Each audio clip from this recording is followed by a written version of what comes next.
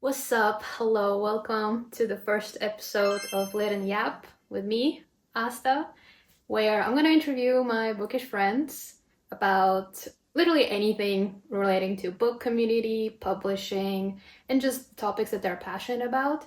And today, my first guinea pig is my booktok bro, Will the book sniffer. Welcome.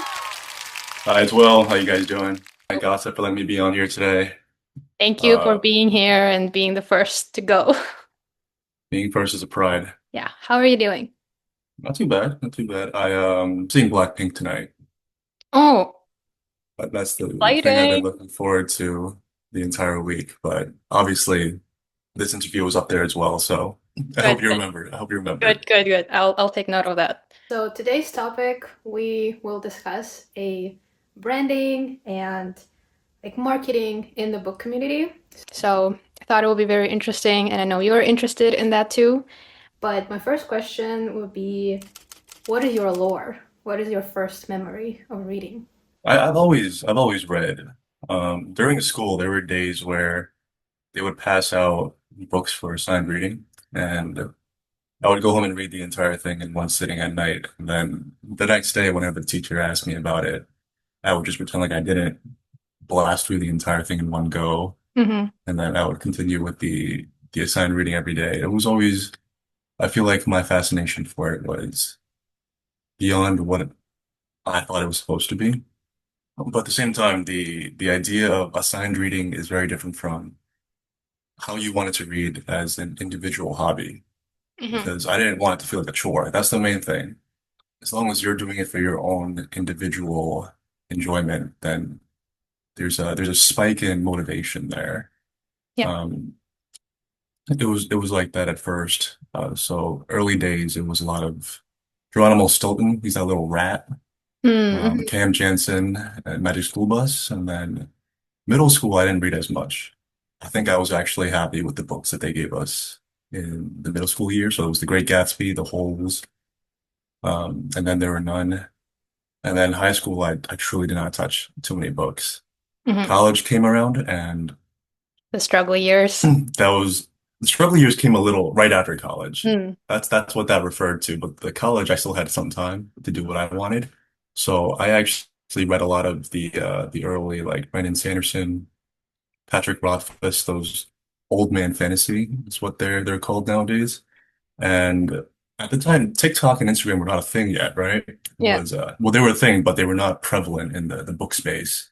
So how I resorted to talking to people about books is I went on Reddit Mm. and I looked up posts, I read what other people said, and I'd reply, and then I try to be more engaging on there because reading sometimes does feel like a lonely sport, and nothing's wrong with that. But I wanted to converse with people about certain things, you know. Yeah. So I reply, I message people, and they'd usually ignore me or tell me that my opinion was wrong. So I hopped off of there and I went back to a lonely sport again. And Mm-hmm. then the struggle years came. Struggle years were fun because sadistically fun because I didn't get too much time reading during that time. Mm-hmm. I maybe got through a book or two every 3 months or so, and that was out of whatever free time I had carved out. Um, so I was working a job at the time. I work in finance, and the Finance jobs that bro. yeah, I'm a finance bro. So the jobs that I specifically wanted to go into were the ones that were as high paying as possible because I thought that money was everything when I was in my early 20s. Mm. Wanted to make my parents proud. I wanted to retire everybody, but it was a mental toll that I don't think was worth my time because I was putting in 80 to 100 hours a week. And obviously that carved out a lot of my personal enjoyment reading time. Mm-hmm. So after suffering that for 5 years, I finally quit this past last year. And that's when I kickstarted the booktok Bookstagram account. Mm-hmm. And then I met all you guys. And now I finally have what I see you guys more of like family now. Y'all Oh, understand me on a different level compared to I have friends that read, they read not really fantasy. They read a yeah. lot of philosophy and self-help books, which Mm-hmm. fantastic. If you could read anything at all, read anything at all. Exactly. But they don't really read. the things that I want to read. I want to read some trashy romance and fantasy and dragons. So Yep. that's where my lore came in. Yeah, I feel like it's such a universal reader experience for all of us. And just like feeling isolation and then trying to get the community and then it turns into family. It's such an amazing feeling. Yeah, I think it follows that same few steps in a pattern where Mhm. first you're lonely, so you read to feel like you're not lonely, but because you like the book so much, you want to talk about it with Yeah, somebody. So you start seeking this outside into the relationship with people. definitely. Like nerd out, just Yeah, yeah. Be proud of yourself. Be proud of what you like, guys. putting It's yourself out okay. there. I guess the second question, what was like the first book that inspired you to start your Instagram or your book talk? Do you remember if there was like a Was specific book? Yeah, so my favorite book for many years was actually The Name of the Wind by Patrick Mm. Rothfuss. Hmm. Um, that book specifically hurt me in many ways because to this day I've not found prose written better than that specific book. It is the most flowery, elegant way of writing that I've ever read in my life, and there's been nothing to match it in history. Book two came out. I read the first book in early college. I read the second book in late college. And to this day, it's been about 12 or 13 years since college, and book three is still not out yet. So back in college, I remember sending Mr. Patrick Rothfuss some emails saying, could you please write third Begging. book for me, Yeah. begging. The last few years ago, we actually got like a novella from him, and that was like Mm. the only thing we've gotten so far. But that was the book that pushed me to make the account because I wanted people to talk to about that book with because we don't have an ending yet. That was the Yeah. most crippling thing for me. We don't know what happens. So that specifically is the book that I'm talking about. But if you guys know who I am, then there's another book out there now that Yep. signifies my existence. Yeah, I'll have a question about that later too. Yeah, But I'll leave it to you. so now kind of want to slowly transition to the idea of branding and having a personal brand in the book community. So because sniffing is such a like visual and tactile sensation, did you know that you're gonna have that moniker, or is you just like, oh, I just love sniffing books, so I'm just gonna because it sounds good. My original username was not Will Booksniffer. Mm, oh. When I first created the account, for those first 3 months, my original username was Bookmonster H because my last name starts with an H, so I smacked Okay. that in there. And then a few months later, it was nearing Valentine's Day. My girlfriend actually got me The Will of the Many. So she was the Mm, reason that I own that book right now. And I wanted it for months, but I held off because I knew that it would be coming to me sooner or later. yeah. Um, it was either that video or a follow-up video to that where I just opened it and I sniffed it. And then people in the comments were like, that was a strong sniff, bro. And I was like, I think I have something here. And I continue to do that. So during April of last year, that's when tax return season was coming out. So I had a Mm, little check for my tax return. Not a lot of money, but a little bit. So I started sending out, there was a thing called Book Fairy. There still is, where mhm, you send anonymously books to your friends that you care about mm, without them knowing. They'd see it, they'd get it, they'd be really happy about it. And I never really asked for anything in return, but they started, obviously, everybody's so sweet on here. They started sending me books back. yeah. On that first package opening video, I decided I'm just going to sniff every book that you guys send me as my thanks to you. So there was about 4 or 5 videos of me just violently sniffing books. So immediately I changed my moniker to Will Book Sniffer, and it's been about a year Hmm. and a half now since I've started doing that. But there's a thing. I think you were the one that posted a story about it. About there's a term for people who love smelling books and the All scent of right, it. right. Yeah, yeah. There's I forgot the exact term, bibliotech or something. Yeah. But the the reason I do it, number one, books smell good. That's one thing. But number two, there's a certain nostalgia scent Hmm. to these books. It makes me remember days of the past, like the early reading days, back when you would reach for a book in the library or in class. Sometimes you'd have like a small library in the back. I used to stay after school late to go back there and look for things. And that was that scent that I had. And a lot of times now, at our age, we're all in our 20s, 30s, some older, with established families and responsibilities.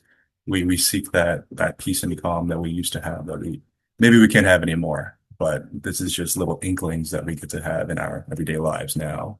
Yeah, that's so beautifully said because Thank nostalgia you. is such a big part, I feel like, in any sort of fandom, especially in book. Yeah, yeah, exactly. You open a book It's and you just sniff it and all the it's like opening it perfume almost. right, right. They should make one for that specifically. Exactly. Publishers or anyone, if you hear that, If please you're make I'm that. willing to work with you. We'll Yeah. book sniffer. The ambassador for sniffing. So my next question is also related to the whole branding and putting yourself out there into community. So you know how in the book community, like the big names, we have Jack Edwards, who sort of brands himself as internet resident librarian. What would you say? Like, what is your take on that? Like, do you think it's really important, or you can just start however you want and then find your niche or like your moniker? First of all, I love Jack Edwards. Big part of YouTube, He's, BookTube, yeah. the early days. So with branding itself, I think in terms of self-marketing, there's a strategic approach, right? When I first started, I was inspired by a lot of people who put out these well-constructed reviews of books, analyzing the good, the bad, the what could be improved upon, what they're expecting in the next book. I tried doing that. Yeah. All right. I tried reading a book and then writing down all the notes that I had, things I would like, things I would not like, grammatically, structurally, compositionally, what was good and bad about it. But I soon realized that was not my strength. Mhm. Right? I would put it up, people would tell me, they wouldn't say anything. That was the thing. Maybe just was not getting views early on, but I don't think it captured the audience Mhm. well, either the way I was doing it or the things I was saying. So soon, quickly, I pivoted to the Will Book Sniffer was born. That moniker was born, and I realized I think humor is the only thing that I have above myself as an individual. For sure. So I don't want to say it, but I believe I've established like a role as an internet troll for the book space community, and it's I think there's a certain stress to it because as much as I love doing what I want to do, the thing is I don't ever want to offend anybody in a Mhm. way that I might not mean, you know? So it's a very fine line between making something funny and making something that might be distasteful towards somebody as an individual. Right. Um, Lately I've been pushing out those videos with the multilingual that I had you a part of, Austin, so I appreciate you. Thank you for having Um, me too. oh no, of course, of course. So that one was a big test for me because I was putting in five, six people in each video. I was having them speak about their favorite book in their personal first or second language, whatever they wanted it to be other than English. The first thing I wanted to do was push out to, I know the idea of the video was to be funny. That Mhm. was one of the primal things I wanted to go for, but obviously there was a whole bunch of underlying ideas that I had with it. Number two was to reach an audience that may not be just English speaking. I wanted people to feel like they were seen as well. So like the Malaysians, the Kazakhs in the world, the Spanish speakers, I wanted you guys to know that there are books out there for you as well, and people just like you who read as well. So it's hard thinking about what or how far I could get away with things without being mean to certain people, you know? That was the biggest risk that I had to play. And Mm.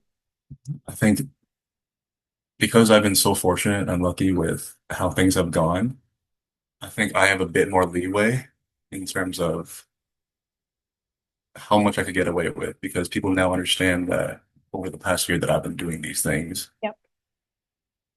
they understand my style of way I put out my work and they're okay with it. So Uh, I think I definitely got lucky here, fortunately. Yeah, definitely. No, I love that video, like all of these videos, and then recent one that came out because it again, like it shows like the community again and the Right, right. diversity in the book community. I think diversity is also a huge part of I feel like the topics that I would like to cover. But yeah, I think one of the response that I got from friends that saw the video, like my friends from Kazakhstan, they're like, "Why there's so many memes and like the Oh, editing?" And I was like, "Well, that that's the style. that That's was the style. That was the yeah, style, unfortunately.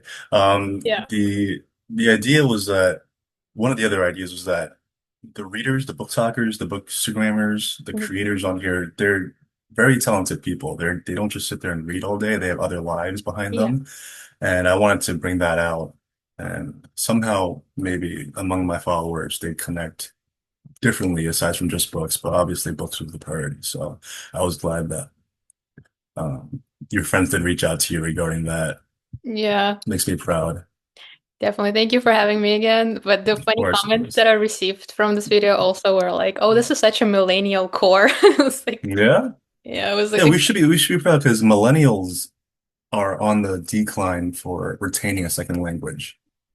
And mm, then Gen Z obviously is even more at a risk because we come to different countries and we learn their primary language and we forget our own country's tongue. So I just wanted to post that out there for recognition of folks who are still fighting for theirs. I think it's really important my language since I'm a teacher. I'm teaching English, Yeah, yeah, and exactly. forgetting my own language was sort of not forced externally, but from internally because I was thinking like, oh, English is more important. Um, Right, right. but when you asked me to do, the video, I was so nervous because I was like, oh, I don't speak Kazakh fluently because my mom speaks fluently, but I like didn't pick up on it when I was growing up. But Hmm. I was like, oh, like I made a video and I was so nervous. But then my mom watched it and she was like, no, you sound good. You're okay. Yeah, yeah. So it The made thing me, is, with the funny thing with that video was that most people who recorded that video ended up showing their parents. really, And the parents were very happy about it. I showed my parents and they were like, oh, you have some diverse friends out there. I was like, I do, don't I? yeah. I'm proud Oh, of them. definitely. That was like such a good moment as well, but also sort of like forces me to pick up Kazakh again and like talk more to people since I'm back home and Yeah, just like not be shy about exactly. it. So yeah, Yeah. Don't be shy about you like guys. for You do sure. what you want. Coming from that language sphere, I guess what would be your advice for people who read in English or trying to read books in Mhm. I English? mean, for people who are secondary language would be English. Yeah. Yeah. So I'll give you my advice because my minor in college was Mandarin Chinese. Hmm. So I'll give you the flip. So as I was trying to learn Chinese, the main thing that helped me the most was trying to surround yourself with as many Chinese speaking folk as possible.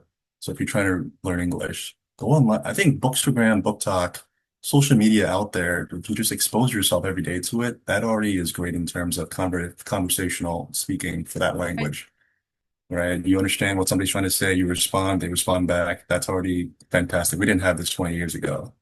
We had to Mhm. actually go out there and speak to people in person. But Yeah. aside from that, don't be ashamed to start off small, right? With these type of things, if you're a 30-year-old trying to learn English for the first time and you have to pick up a elementary school book, go ahead and do that. Do not worry about what other people may think of you. Do not worry about what you may think of yourself. Everybody's going to start off somewhere. If you try to jump too hard, if you try to jump into, say, like a philosophy textbook immediately, when it's your first year learning English, you're not going to understand anything to be a waste of your time. So don't be ashamed to start off small. It's going to be my greatest advice to you, and not just in reading, but in everything in life. Right? Sometimes humility is our greatest asset, and we have to use it. So use the assets you have out there right now. Social media, I think, is one good thing. The other good thing is if you have time to do it, spend as much time as you can doing it, especially if you have a thriving love for it. But another thing that worked out for me was that there was some texts that were in English translated to Chinese when I was learning it. Hmm. If I read it first in English, then I would try to read it again in the Chinese translation, and it would actually make more sense to me because I already understood it. Right. I did that repeatedly for a while, and then eventually the words started making sense, context clues wise by themselves, and that's where I went from there. Unfortunately, I don't use Chinese too much nowadays. It's been 10 years since college, so the next thing is to try to retain it as much as possible Right. because it's like a muscle, you know. Once you Exactly. stop using it, it shrinks. So language is one of the greatest assets we have. Um, Definitely. Understanding somebody and how they think is a power, superpower. It's a really like quotable sentence there. Yeah, Really yeah. good quote. Going back to what we were talking about originally with like branding and stuff, what would you say would be your advice for someone who may be starting on BookTok right now, or Bookstagram, or BookTube, or anywhere on book spaces and trying to put themselves out there? What would be your, you know, like advice as someone who's been in the platform for about a few years or so? The main advice is to first of all, I was scared as well. I will book sniffer was also scared of posting my own face online. I started off faceless. You know, Yeah. I was posting those videos where you'd hold out a book and then you'd flip it real quick and then you Yeah. show off what you're reading. That's what I started out with. Yeah. Obviously, that didn't do too well. I do think that if you have a personality behind your account, it usually does tend to do better Mhm. because you're associated with a certain persona, a face, a voice. I think that is uh, one asset that you can use, but I tried a multitude of different things. Among my friends, we all discuss this sometimes. For some people, not speaking does well. For some people, speaking does better. Yeah. For some people, heavy editing does better. For me, the only thing that works well is humor. Mhm. So the idea was to try everything in the early days and then look for something that'll stick. Sometimes even if what you think works does not work, you just got to keep the consistency up. Some people have to post every single day when they're starting out until they figure out something that works, and then they go on with that. Some people post more than just once a day. For me, I had job restrictions where I was posting maybe once a week or so, so it took me quite a bit to find a footing and for people to see my work being pushed out there. But the idea is just to try everything, and on top of that, do something that you think would be entertaining and it's got to be comfortable for you to do for Mhm. yourself, that you can do it on a consistent basis. Because if it takes you a week to edit a single video and you're not even happy with the work that you push out, the consistency is not going to be there. Yeah. So do something that you're happy with. Do something that you could do for a long period of time, and I'm sure you'll land something that you'll like. Definitely beautifully said. I think I have the same sort of when someone asks me like, how did you start? I also started faceless, just putting Yeah, anime stuff mostly, like yeah. all the POV stuff, but then sort of seeing how other people were doing and then kind of mimic them, not like copy it exactly, but mimic what other people did and Hmm. what worked for them, kind of worked for me as well. And now just kind of like establishing, being more also being a more like a writer side of, book community and trying to balance both. So Yeah, I think you have the more established writing. You also read a lot more nonfiction and classics than I do, as well, well not, as not really, not you now, have like no, you've read Count of Monte Cristo. I've been stuck on that for 4 years now. but Anybody who's read at least that book is considered yeah, it that's like 5 books in one. took All me a right. year to finish it, but yeah. Yeah, that one's a big beefy one. And then the theme of your page is also consistent. Everything's like there's a tone to it. The color scheme that you use, I think that is visually appealing. I thought about it. Mhm. I couldn't do it. You know, if you look at Mhm. my page, it's just a mumbo jumbo of everything. I don't Yeah. like aesthetic wise, I don't really And that uh works too, like people I don't connect to really have that. a thing. So find what works for you and then I'm sure you'll be okay. Yeah, yeah. Don't be ashamed to try different things. If it doesn't do well, it's okay. At least you tried.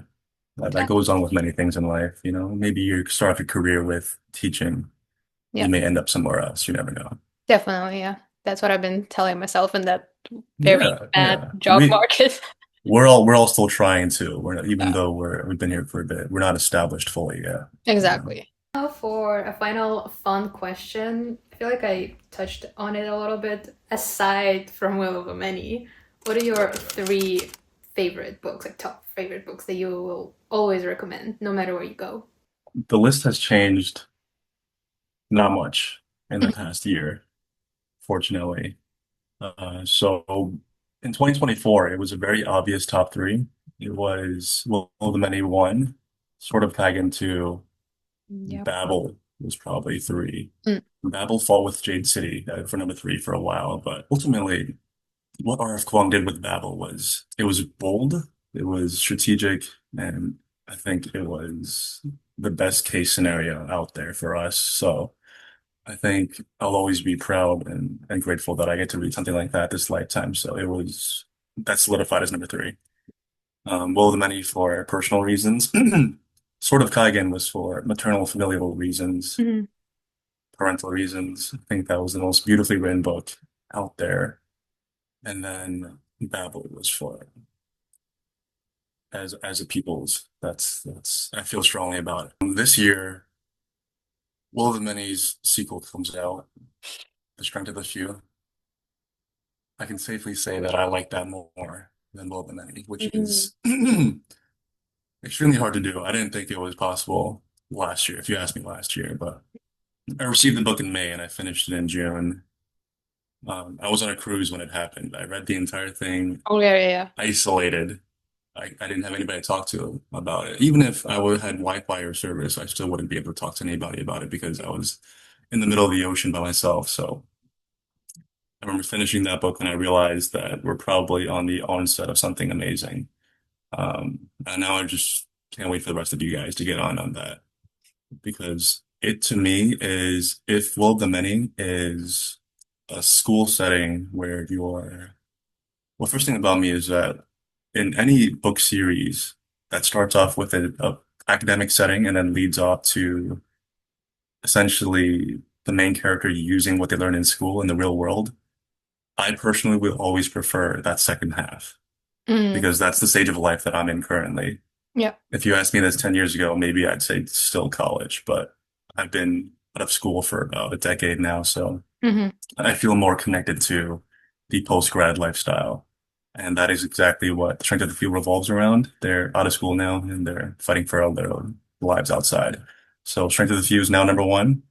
Number two still retains as sort of Kaigen. That one is still, I read this exactly a year ago.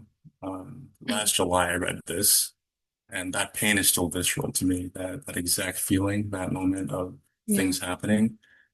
I think if any writer is able to do that through pages of a book, through words on their debut release, I think that's solidified as, for out of respect, you just have to have it up there from my reasoning. Hmm.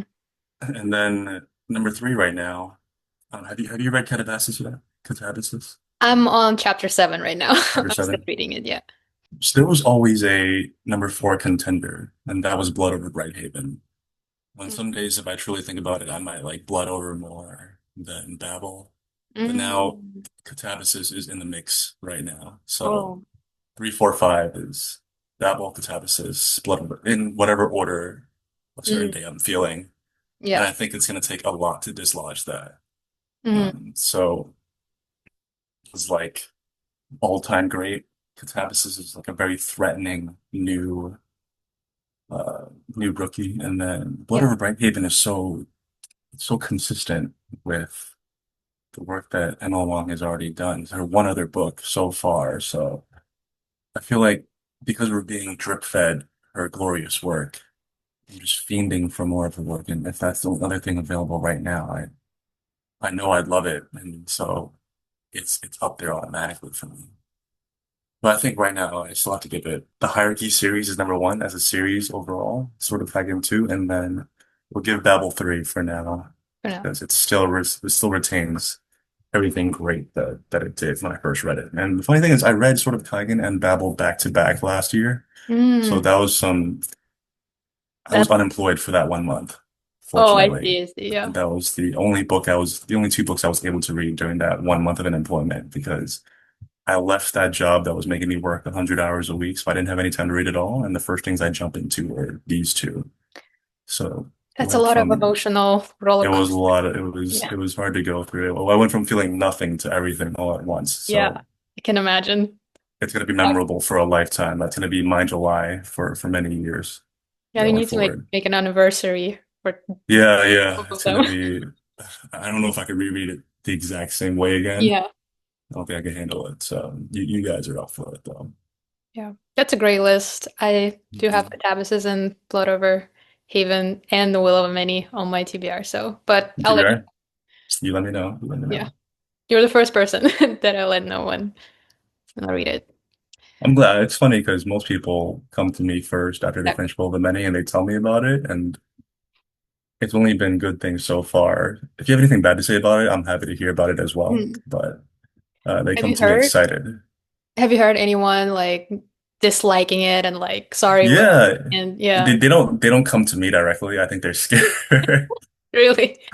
You guys can come to me. It's okay. I'm not gonna bite you or anything, but I've seen a few things about it, and mostly because they DNF early. I think Mm, that will be the one reason why they don't get to the greatest parts of it. But even if they DNF it, they don't finish it, they don't like it, I'm still gonna be grateful that you gave it a try. yeah, Not everything is gonna be everybody's cup of tea. That's how the world exactly. works, and we just have to accept that as adults. Exactly. That's that's exactly what the book community should be like. I feel like if you have anything else to say, what are you working on right now? What are you reading? Anything that you're watching right now that you want to promote and like And that I'm watching. recommend? Funny enough, I'm still reading Zodiac Academy right now. Oh, right, you're still doing that. I lost a bet. I got to read all 9 books before the end of the year, and it's taking me a lot of time. But Yeah. I can't say it's not a good time. So this is the one thing that I wanted to reiterate. As long as you're having a good time, don't let what other people think get to you, Mhm. and be proud. That's the one thing. Be proud of what you want to do this lifetime. Nerd I out. think that's the nerd out. That's the entire moniker of my Will Book Sniffer persona. It's not even a persona at this point. I've enveloped it into one personality as an Hmm. individual. And when it's all said and done, this will be my greatest achievement this lifetime, Oh. being Will Book Sniffer for you guys. All right. So thank you again, bro, for being here. Honestly, that's Thank been you for having me, sister. such a pleasure and your first guinea pig to go. I hope I'm Yeah. a good first one. I hope everybody else after me enjoys this just as much as I did. It was fantastic.